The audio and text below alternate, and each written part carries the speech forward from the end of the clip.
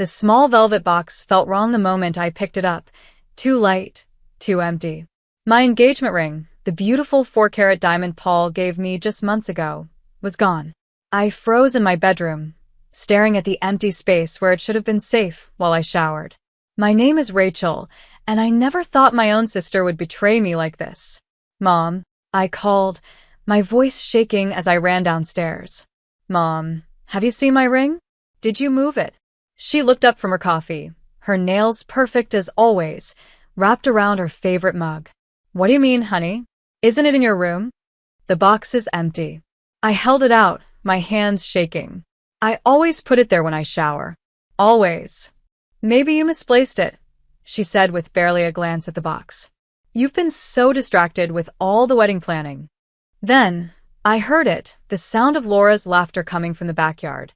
My stomach dropped. I turned to the window. There she was on her phone, twirling something in her fingers that caught the sunlight. Laura. I stormed outside, the screen door slamming behind me. What are you doing with my ring? I demanded. She turned, and I saw it, clear as day, on her left hand. My ring. The 4-carat princess-cut diamond that Paul had worked so hard to buy. Oh, hey, sis, she said with a sweet smile, the same one she always used to get out of trouble. Isn't it beautiful? Brian proposed last night. The world seemed to spin. That's my ring, I said. Don't be ridiculous, she laughed, but her eyes flickered away. Laura Howard, take it off right now. My voice was steady, but anger burned inside me. That is my engagement ring, and you know it. What's all this shouting about?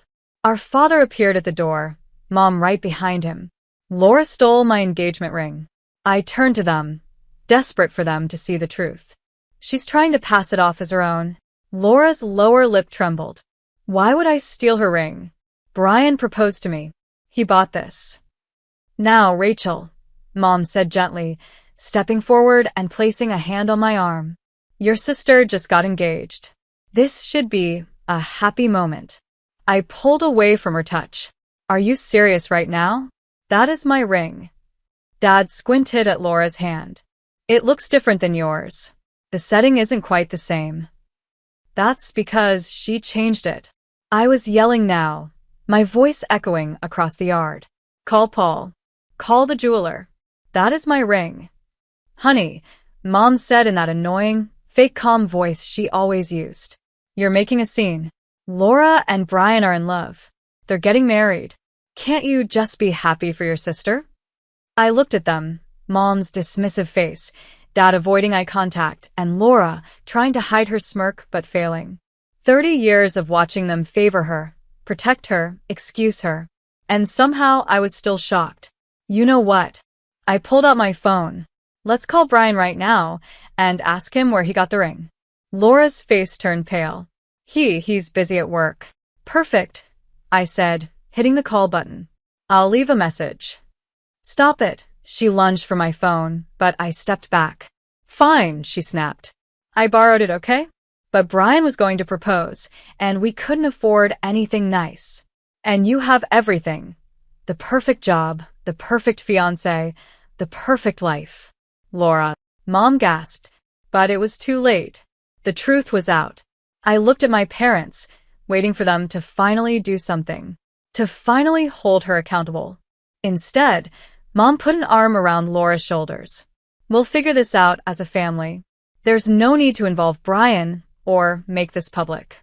Laura made a mistake, but she meant well. Love makes people do crazy things.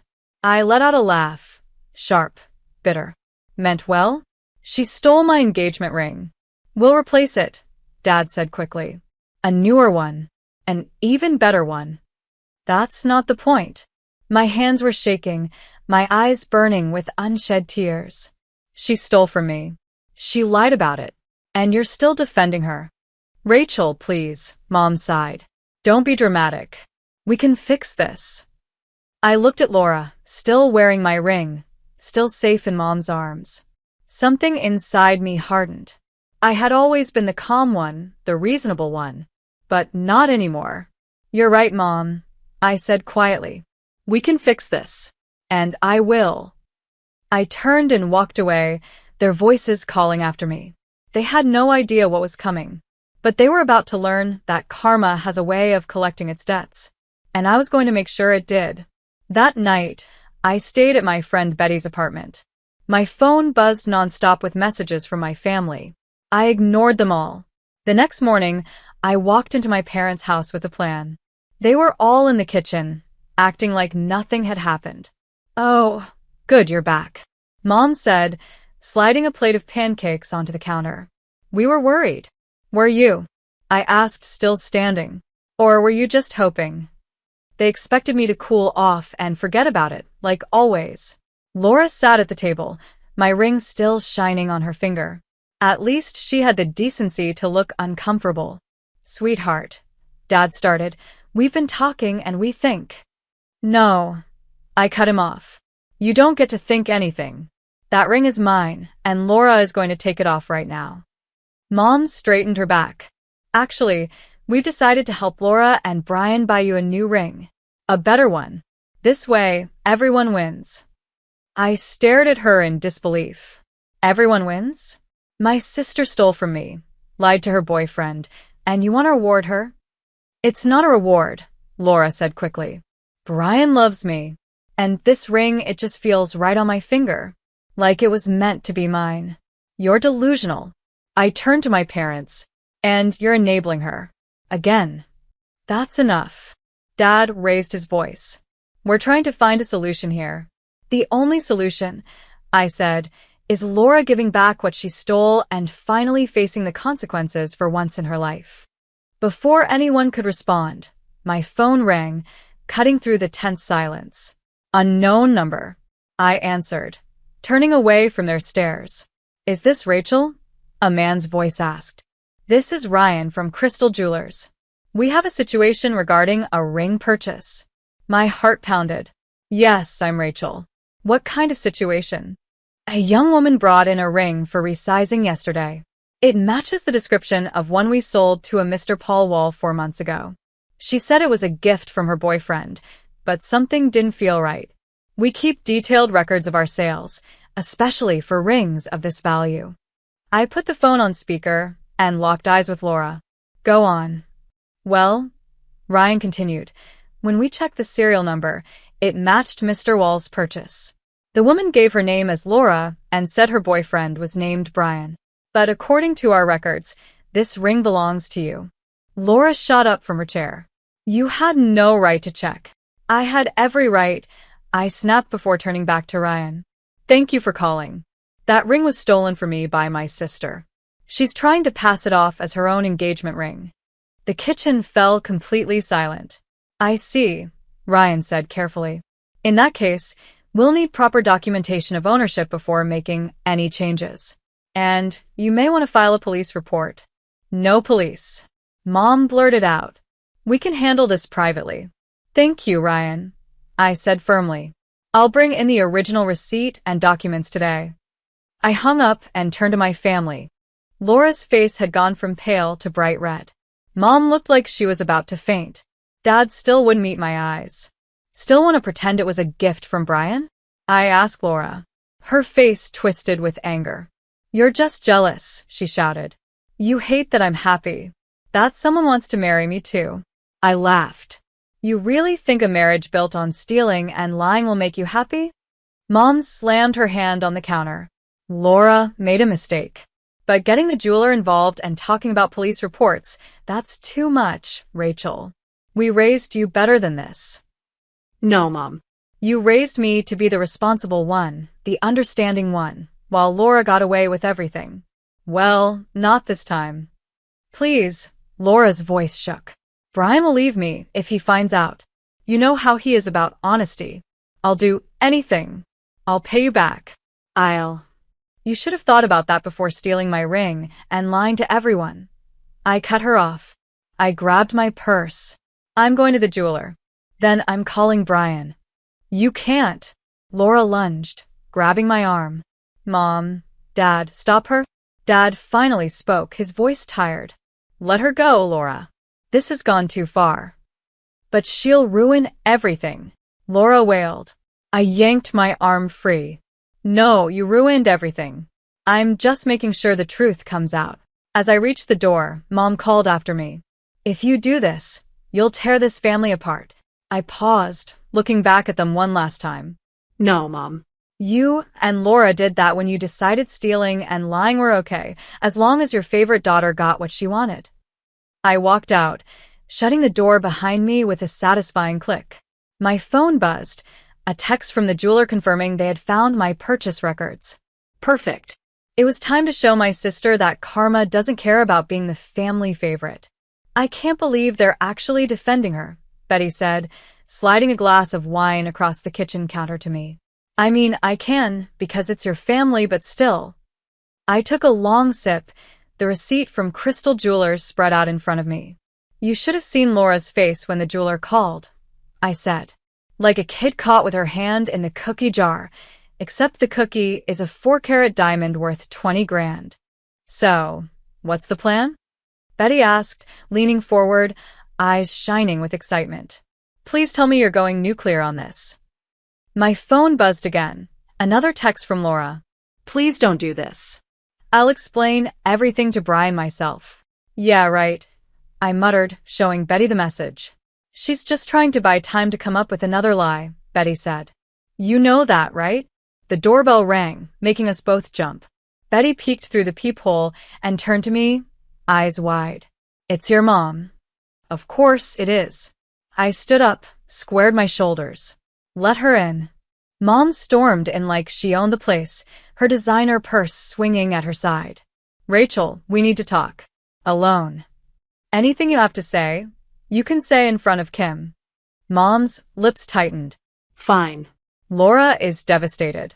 She's been throwing up all morning, crying about how you're trying to ruin her life. I let out a short laugh. That's rich. I laughed. She steals my engagement ring, lies to everyone, and somehow I'm the bad guy. She made a mistake. Mom threw up her hands. We're trying to fix this. Your father already called the jewelry store. We can get you an upgraded ring.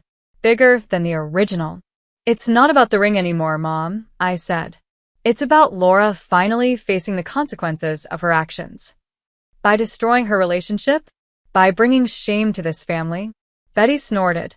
The only shame here is how you're defending a thief. Mom snapped her head toward her. This is a family matter. No, I said firmly. This stopped being just a family issue when Laura dragged Brian into her lies. He deserves to know the truth about the woman he's planning to marry. But she loves him, Mom pleaded. She was desperate. You know how much she's struggled while you've had everything handed to you. Handed to me? I slammed my wine glass down. I work my ass off for everything I have. I put myself through grad school. I built my career. I found a good man who loves me. Nothing was handed to me. Your sister? My sister's a thief, I interrupted. And she's about to learn that actions have consequences. I pulled out my phone. In fact, let's call Brian right now. Don't you dare. Mom lunged for my phone, but Betty stepped between us. Mrs. Howard, Betty's voice was ice cold. I suggest you step back. My phone was already ringing. 1 ring. 2 rings. 3 rings. Hello. Brian's voice came through, clear and confused. Brian, it's Rachel. We need to talk about Laura's engagement ring. Rachel, please. Mom's voice cracked with desperation. What about it? Brian asked. Is something wrong? I need you to meet me at Crystal Jewelers in an hour. There's something you need to see. A pause. Okay, should Laura come too? No, I said firmly, watching Mom's face crumble. Just you. After I hung up, Mom stared at me like she didn't even know who I was. I never thought you could be so cruel, she whispered. Cruel? I let out a dry laugh. Cruel is watching your daughter steal from her sister and helping her cover it up. Cruel is letting Laura lie to an innocent man about something as important as their engagement. Cruel is standing in my home, trying to guilt-trip me into accepting more family betrayal. You've changed, Mom whispered. No, I said. I've finally had enough. I stepped past her, but she grabbed my arm. If you do this, Don't expect to be welcome at home anymore. I gently pulled her hand away. That's fine. I'd rather be alone than surrounded by people who think love means defending theft and lies. After Mom left, Betty hugged me tight. You okay? I exhaled slowly, picking up the receipt, the proof that the ring was mine. Actually? Yeah. For the first time in forever, I felt like I was finally doing the right thing. Want me to come with you to meet Brian? Betty asked. I shook my head. No. This is something I need to do alone. But keep your phone on. Something tells me Laura is going to lose it when she finds out what's happening. As I grabbed my things, my phone lit up with a text from Laura. You'll regret this. I showed it to Betty, who raised an eyebrow. Sounds like a threat. I smiled, slipping the receipt into my purse. No. It sounds like someone who's finally about to face the truth. And I can't wait to see it happen. Brian was already waiting outside Crystal Jewelers when I arrived. His hands were stuffed in his pockets, his face full of confusion and concern. I had always liked him. He was honest, hardworking, and genuine. Everything my sister didn't deserve. Hey, he said, shifting nervously. What's going on? Laura's been calling me nonstop, but she won't say what's wrong. Let's go inside first, I said, holding the door open. There's something you need to see. Inside, Ryan, the jeweler who had called me, looked up as we entered. Recognition flashed across his face. Ah, Rachel. And this must be Brian, he said, his expression turning serious. Do you have the documentation I requested?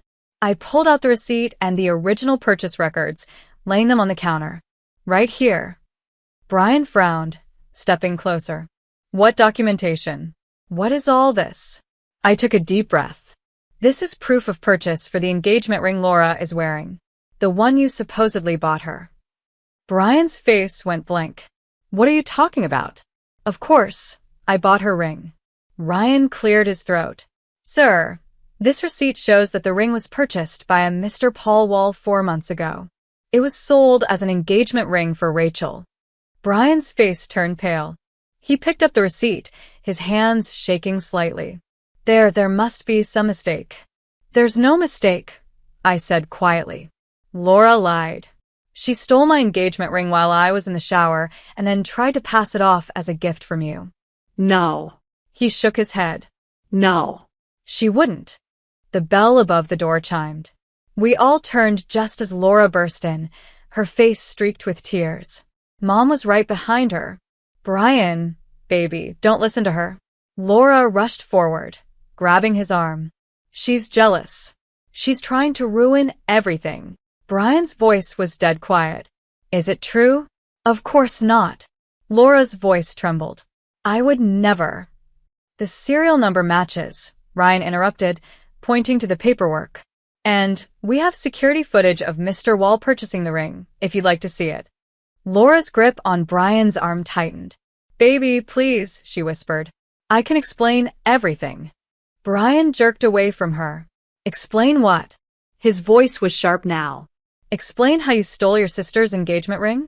Explain how you lied to me about where it came from. Tears poured down Laura's face. I did it for us, she cried. We've been together for 3 years, and you never proposed. I saw how happy Rachel was with her ring, and I wanted that for us, Laura whispered. So you stole it? Brian's face hardened. You committed a crime and lied to my face about it? Laura turned to Mom, desperate.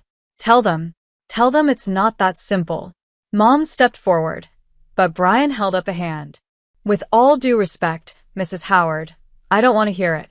I've watched you excuse Laura's behavior for 3 years, and now I finally understand why she thinks this is okay. Brian, please. Laura sobbed. I love you. Love doesn't steal, he said, his voice breaking. Love doesn't lie. He turned to me. I'm so sorry, Rachel. I had no idea. It's not your fault, I said softly. He turned back to Laura. Take it off. Now.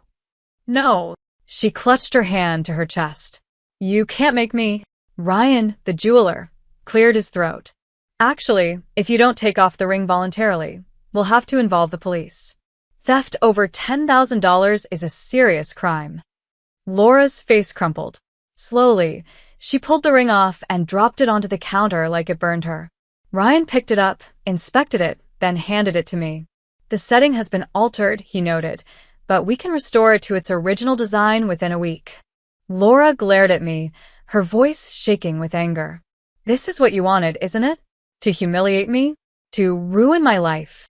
No, I said, slipping the ring into my purse. I wanted the truth to come out. Everything else? That's just the consequence of your own actions. Brian moved toward the door, pausing to look at her one last time. Don't call me. Don't text me. We're done.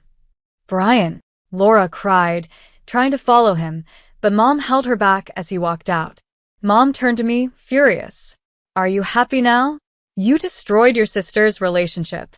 No, Mom, I said, meeting her glare. Laura destroyed it herself. And maybe if you had ever held her accountable for anything, she wouldn't be in this situation. I turned to Ryan. Thank you for your help. I'll be back next week for the ring. As I walked out, I heard Laura sobbing, Mom trying to comfort her. But for the first time, I felt nothing. No guilt. No pressure to fix things. Because sometimes the kindest thing you can do for someone is let them face the music they've been playing all along. 4 days after the scene at the jewelry store, Dad showed up at my apartment. His shoulders were slumped. His usual confident posture was gone, replaced by something that looked a lot like defeat. Can I come in? He asked quietly. I nodded, stepping aside. He sat on the couch, looking around at the boxes I had been packing. You're really moving out? I can't stay there anymore, I said, sitting across from him. Not after everything. He nodded slowly. Laura hasn't left her room since that day. Your mother is beside herself. I tilted my head. And how are you, Dad? For the first time, he looked me in the eyes. Mostly ashamed of myself, he admitted. I've been doing a lot of thinking about how we got here. Before I could respond, the front door opened. Paul walked in, carrying coffee and bagels. He froze when he saw Dad. Then, without a word, he carefully set the breakfast down. I should give you two some privacy, Paul said. No, Dad stood up. Stay, please. You're part of this family too, or at least you will be if you still want to be after everything we've put Rachel through. Paul stepped behind my chair, resting a steady hand on my shoulder.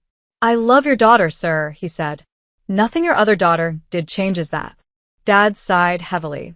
Laura got fired from her job, he said suddenly. I blinked. What? Apparently, she had a complete meltdown at work yesterday. She started screaming at a client who was wearing an engagement ring. I crossed my arms.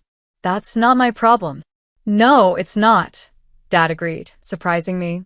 Just like it wasn't your problem when she crashed your car in college, or when she took money from your savings account last year. But we always made it your problem, didn't we? I felt tears sting my eyes but forced them back. You and Mom always told me I had to protect her, to understand her. Dad's voice cracked. We were wrong. We failed both of you. We failed Laura by never teaching her consequences. And we failed you by making you responsible for her mistakes. Before I could respond, there was a knock at the door. Paul opened it and there stood Mom and Laura.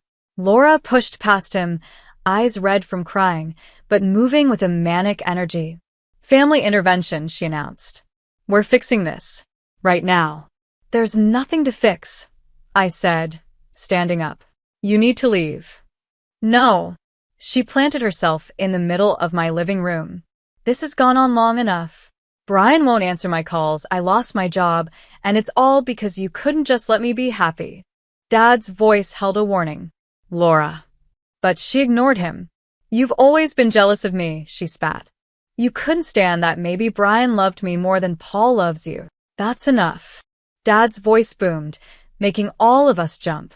Laura, stop talking. Right now. She flinched. But Daddy. I said stop. He turned to face her fully. Do you have any idea what you've done? You committed a crime. You betrayed your sister.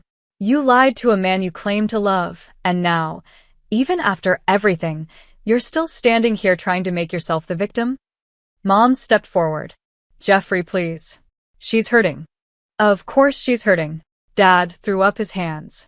Actions have consequences. Something we should have taught her 30 years ago. Laura broke down into sobs. I just wanted what Rachel has. Is that so wrong? Paul spoke up, his voice firm but calm. Then you should have earned it, he said.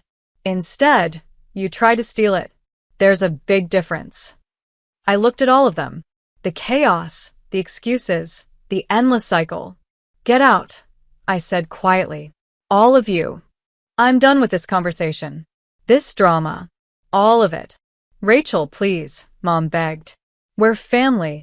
Family doesn't steal from each other, I said coldly. Family doesn't excuse theft and lies. And family doesn't show up uninvited just to make more demands. Suddenly, Laura lunged forward and grabbed my purse from the coffee table. Where's the ring? Give it back. Paul moved fast, pulling the purse away from her hands as Dad grabbed her, holding her back. That's it. Dad's face was red with anger. We're leaving. Now. But Dad. No, Laura. He turned to me, still holding on to her. I'm so sorry, sweetheart. For everything. And when you're ready, if you're ever ready, I'd like to try to make things right. As they left, I could hear Laura's sobs, Mom's quiet attempts to comfort her, and Dad's heavy footsteps fading down the hallway. Paul pulled me into a hug. You okay? I looked up at him. Actually, yeah. For the first time in my life, I feel like I'm finally seeing my family clearly. And I don't have to fix their mess anymore. Your dad seems to be waking up, Paul said. I sighed. Maybe. But it's too little too late. Some things can't be fixed with an apology. Paul kissed my forehead. So, what now? I looked around at the half-packed boxes, at the life we were building together. Now we move forward, I said. Without the drama. Without the guilt. Without Laura's chaos. And your parents? They made their choice a long time ago, I said. Now they have to live with it. 3 weeks passed. My ring had been restored to its original design. Paul and I moved into our new apartment. And I hadn't heard a word from Laura. But peace never lasts long in my family. I was sorting through mail when I saw it, a glossy wedding magazine with my name on the subscription label. Inside, a post-it note in Mom's elegant handwriting. Please call me. We need to talk. As if on cue, my phone rang. Betty's name flashed on the screen. Turn on your Instagram. Right now, she said, skipping the greeting. Hello to you too. I laughed, opening the app. What am I looking for? Laura's latest post. My stomach dropped. It was a photo of Laura in a wedding dress, standing in what looked like a bridal boutique. The caption. Sometimes the worst betrayals lead to the best decisions. Wedding planning starts now. New chapter. Ring sparkles. Is she serious? I asked Betty. She's not even dating anyone. Keep scrolling. The next post was worse. A close-up of Laura's hand, wearing a new engagement ring, smaller than mine but still expensive. The caption. When someone better comes along and shows you what real love looks like. Raising hands, sparkling heart, thank you for saving me from settling, sis. Winking face. My phone buzzed again. Mom. Against my better judgment, I answered the call. Did you see? Mom asked immediately. You mean Laura's delusional Instagram posts? I sighed. Yeah, I saw. She's not delusional, Mom said carefully. She's been seeing someone, a friend of your father's business partner. He's well established. You mean he's rich and desperate enough to date someone who just got exposed for theft? Rachel, please, Mom sighed. Eric is good for her. He's helping her get back on her feet. I let out a short laugh. Of course he is. And let me guess, you and Dad had nothing to do with setting this up? Mom's tone changed, turning sharp. Actually, your father refuses to meet him. He's still struggling with everything that happened. A knock at my door interrupted us. I opened it to find Dad, looking uncomfortable. I'll call you back, I told Mom, hanging up before she could protest. Dad shifted his weight. Hi. Can we talk? I let him in, noticing how much he had aged in just 3 weeks. The confident businessman I grew up with was gone. He looked lost. Laura's getting married again, he said, sitting heavily on my couch. "So I heard," I said. "To my business partner's friend," he muttered. "Eric." He spat the name like it tasted bad. "Your mother thinks it's wonderful. I think it's a disaster waiting to happen." "Why are you here, Dad?" He pulled out his phone, showing me a text from Laura. "Daddy, please give Eric a chance. He's nothing like Brian. He understands me. Mom says you're just being difficult. Don't you want me to be happy?" Dad sighed. "She's doing it again. Manipulating. Pushing. Trying to force everyone to accept her choices without question. But this time, you see it. Too little, too late," I muttered. "I know," he said, looking up at me. "I've been seeing a therapist. Trying to understand how I let things get so bad. How I failed you both so completely." That surprised me. "You're in therapy?" "Twice a week," he nodded. "Your mother refuses to go. Says there's nothing wrong with how we raised you girls." He let out a bitter laugh. "But there wasn't there? We created this mess." My phone buzzed. A text from Betty. A screenshot. Laura had posted another picture. This time, she was standing next to a middle-aged man who I assumed was Eric. The caption: "When you upgrade from a boy to a man. Face blowing a kiss ring, sorry not sorry. Living my best life." I showed it to Dad. He closed his eyes, like it physically hurt him. "She tagged Brian in it," I said. "She's trying to hurt him." "Of course she is."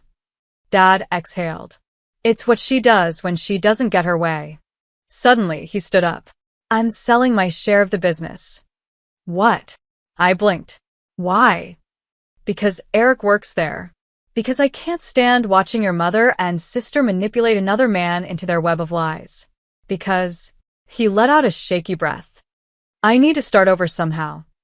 I studied Dad carefully. "And what about Laura's wedding?" He let out a sad smile. "What wedding?" "She met this man 3 weeks ago. She's putting on a show, trying to prove she's somehow winning. And your mother is enabling it just like always." My phone lit up with another text, this time from Laura. "Hope you're happy with your boring life and basic ring. Eric bought me a real diamond. Guess some men actually know how to treat their women right." Winking face. I showed Dad the message. He read it, then did something I had never seen him do before. He cried. "I'm so sorry," he whispered. "I'm so damn sorry." I watched as the man who had always seemed strong and unshakable finally broke down, and something shifted inside me. Not forgiveness, exactly, but understanding. "Dad," I said softly, "would you like to stay for dinner? Paul's making lasagna." He wiped his eyes and nodded. I'd like that very much." The annual family charity gala wasn't something I planned on attending. But when Dad called and said he needed moral support, I couldn't say no. Paul adjusted my necklace as we stepped into the hotel ballroom, squeezing my hand. "Remember," he whispered, "we can leave anytime." I spotted Laura instantly. Hard to miss in a red dress that probably cost more than my monthly rent. Eric's hand rested possessively on her waist, and Mom hovered nearby, beaming as she introduced them to everyone. "Rachel." Mom's voice carried across the room. "Come meet Eric properly." "Here we go," I muttered. Paul gave my hand a reassuring squeeze as we walked forward. Eric looked exactly like his Instagram photos. Silver hair, expensive suit, 2 white teeth. He extended his hand. "The famous sister. Laura's told me so much about you." "Has she?" I smiled tightly. "All good things, I'm sure." "Of course." Laura giggled, pressing herself against Eric. "I was just telling him how you inspired me to upgrade my life. Everything happens for a reason, right?" Eric smiled at my parents. "Speaking of reasons, Laura and I have an announcement to make." Dad appeared beside me, his face tight. "Eric, baby," Laura said quickly, her voice slightly panicked. "Not yet. We agreed to wait." "I can't wait another minute." Eric clinked his glass, gathering everyone's attention. "Ladies and gentlemen," he announced, "I have the pleasure of telling you that in 4 weeks, Laura will become my wife." The room erupted in applause. Mom rushed forward, hugging them both, but Dad stayed frozen beside me. "For weeks," Paul whispered. That's insane, I muttered. We're having a small, destination wedding in the Maldives, Laura announced, her voice sweet and confident. Very exclusive. Family only, of course. She locked eyes with me. Well, some family. Dad's voice held a warning. Laura, she blinked innocently. I just think it's best to keep things intimate. After all, some people might not approve of my happiness. I raised an eyebrow. You mean some people might tell Eric about your history of theft? I spoke quietly, but my words hit hard. The color drained from Laura's face. Eric frowned. Theft? What theft? Nothing. Mom jumped in quickly. Just sisters being sisters. Eric, let me introduce you to the board members. She whisked him away, but Dad turned to me. I'm not going to the wedding, I said. Dad let out a deep sigh. No. This is wrong. He's twice her age. They barely know each other. He hesitated, then added, and your mother, she's already talking about how his money will solve all of Laura's problems. Before I could respond, a commotion near the entrance caught our attention. Brian had arrived. He looked sharp in a suit, his new girlfriend by his side. Oh God, Paul muttered. Laura's screech cut through the noise. What is he doing here? Dad stayed calm. He's still my business partner's son. He has every right to be here. Laura stormed toward us, Eric following behind, looking confused. Daddy, make him leave. No. Laura froze. What do you mean, no? She stamped her foot like a child. After what he did to me, she whined. After what you did to him. I corrected. You stole my ring, lied to him, and then tried to humiliate him on social media. Eric turned to her, his face puzzled. What ring? Laura, what are they talking about? Before she could answer, Mom appeared out of nowhere, her voice smooth. Nothing important, Eric. Just old news. Ancient history. No, I said loudly, drawing the attention of nearby guests. Not ancient history. For months ago, Laura stole my engagement ring and tried to pass it off as her own. When she got caught, she had a public meltdown and lost her job. Eric took a step back from Laura. Is this true? He asked, his voice sharp. They're lying. Laura's voice rose hysterically. They're just jealous because you're successful and rich and old enough to be your father, Dad cut in, and desperate enough to propose to someone he's known for 3 weeks. Jeffrey, Mom gasped in shock. No, Brenda. I'm done pretending, Dad said firmly. He turned to Eric. My daughter is a thief and a liar. My wife enables her. And you, sir, are either very naive or very foolish. The room fell silent. Laura's mascara ran down her face as she looked around wildly, searching for someone to back her up. Eric, baby, don't listen to them, she pleaded. They're trying to ruin us, just like they ruined me and Brian.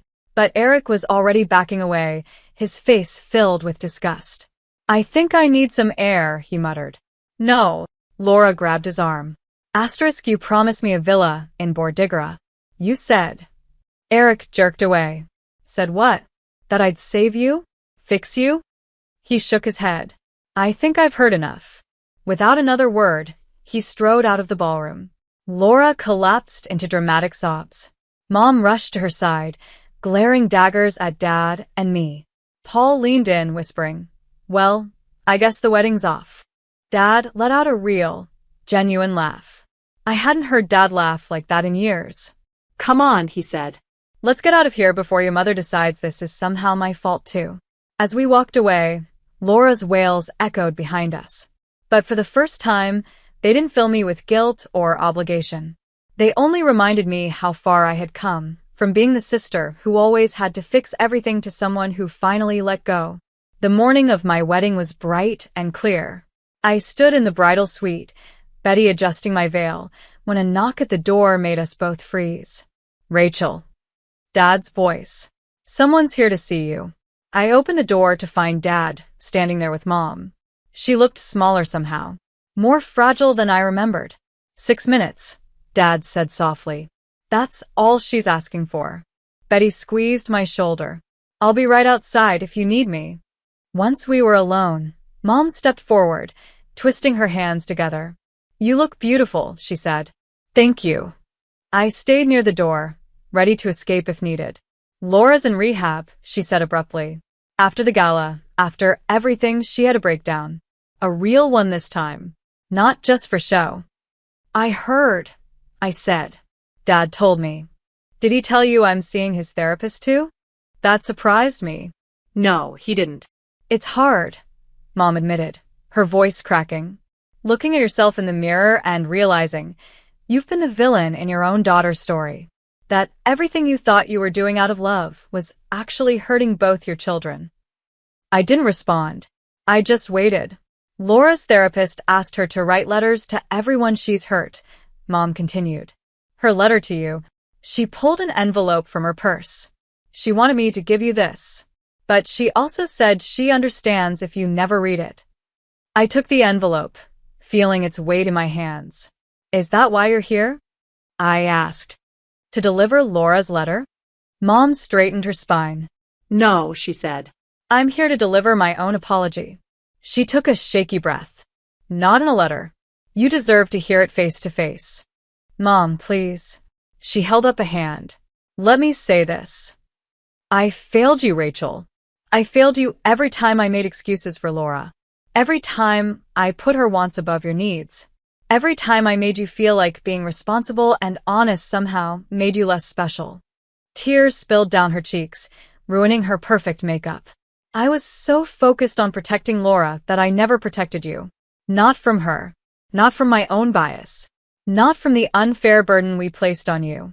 She wiped her eyes, her voice breaking. "And I am so sorry." My own eyes began to well up. "Why now?" I whispered. "Because I finally understand what I lost," she said. "My relationship with you. Your trust. The chance to be part of your life, your marriage, your future, your family." She let out a shaky breath. "And because, for the first time, I'm not here to ask for anything. I just needed you to know that I see what I did wrong." The door cracked open. Paul peeked in. "Sorry to interrupt, but we're almost ready to start." Mom nodded, quickly pulling herself together. "Of course. I'll go find my seat. Unless..." She hesitated. "Unless you'd rather I leave?" I looked at her, really looked at her. The designer outfit was the same, but her eyes were different. Softer. Humbler. "Stay," I said softly. "But Mom, this doesn't fix everything." She smiled sadly. "I know, but maybe it's a start." After she left, Paul pulled me close. "You okay?" I glanced at Laura's unopened letter, running my fingers over the envelope. "Yeah," I said. "I think I actually am." "Want to know a secret?" Paul grinned. "What?" "Your dad's been taking dance lessons for weeks. He's determined not to mess up the father-daughter dance." I laughed, picturing my straight-laced father in a dance class. "He's really trying, isn't he?" "They both are." Paul kissed my forehead. "Ready to get married?" I set Laura's letter aside. I'd read it, eventually, but not today. Today was about moving forward, not looking back. "Actually," I said, straightening my veil, "there's something I need to do first." I found Dad pacing in the hallway, muttering dance steps under his breath. "Dad." He turned, eyes lighting up. "You look perfect." I smiled. "Walk me down the aisle?" He offered his arm, then hesitated. "You know, all those years I spent making excuses for Laura, trying to keep the peace. I forgot what real strength looks like." He swallowed hard. "But you reminded me. You stood up for what was right, even when it cost you everything." "Not everything," I said, looping my arm through his. "I gained something too, a father who finally sees me." The music started. Our cue to begin. As we walked toward Paul, I caught Mom's eye in the crowd. She smiled, hesitant, unsure. And I found myself smiling back. Some things couldn't be fixed with apologies or letters. Some relationships would never be the same.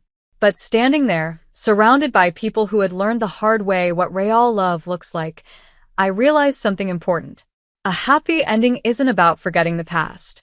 It's about building a better future, one honest moment at a time. "Ready?" Dad whispered as we reached the altar.